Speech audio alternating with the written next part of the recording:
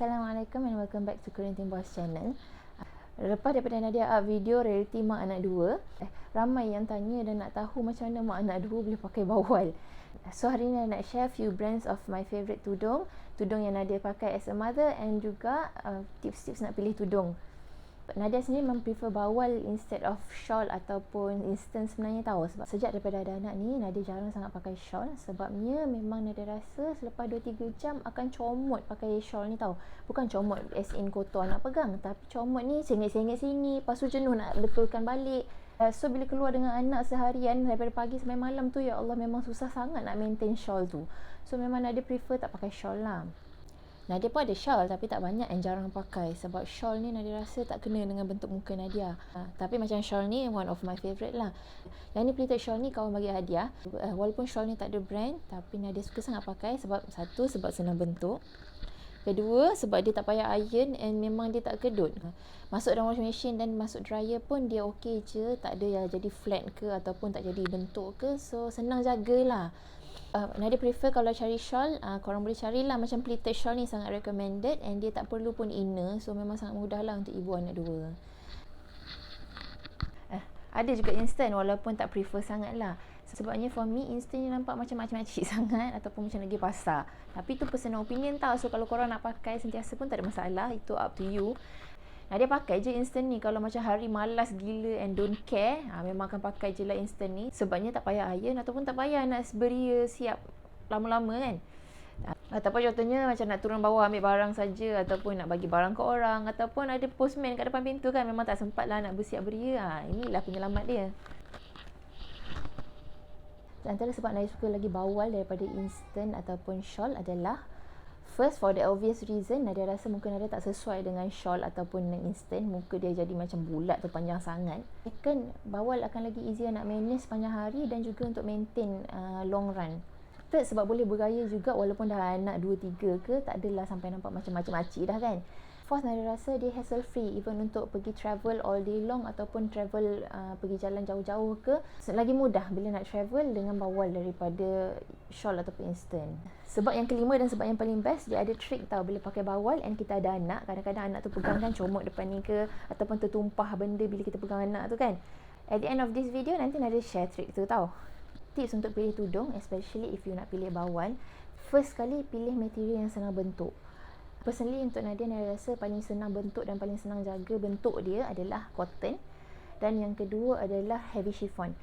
Cuma heavy chiffon ni kena letak pin juga sebab kadang-kadang dia lari, tapi dia memang senang bentuk.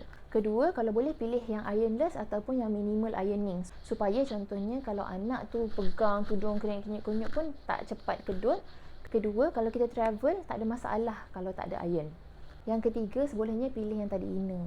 Yelah, dah ada anak ni, kita nak kena dukung anak lagi, nak kerja anak lagi. So tak adalah panas sepanjang hari kalau kita pakai inner lagi, tudung lagi kan.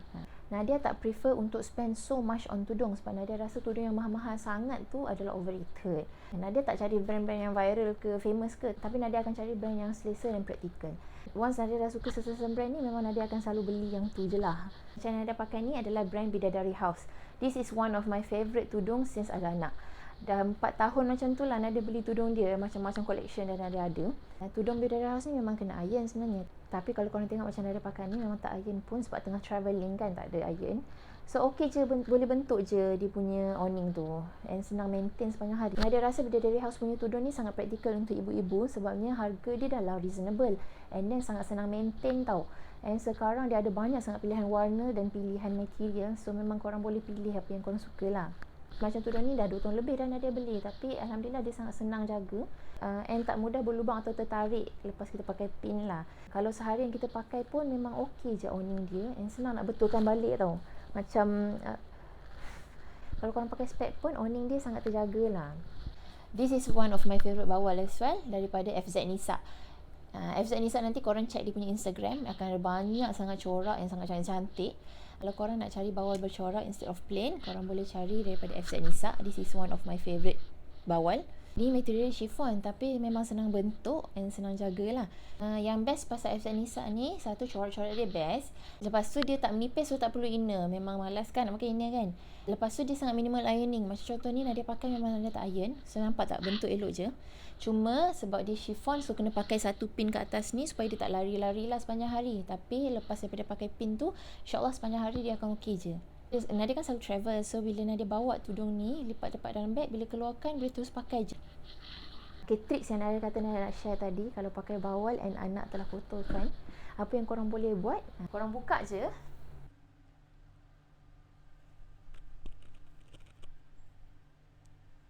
Korang tukar je belah yang luar ni masuk ke dalam.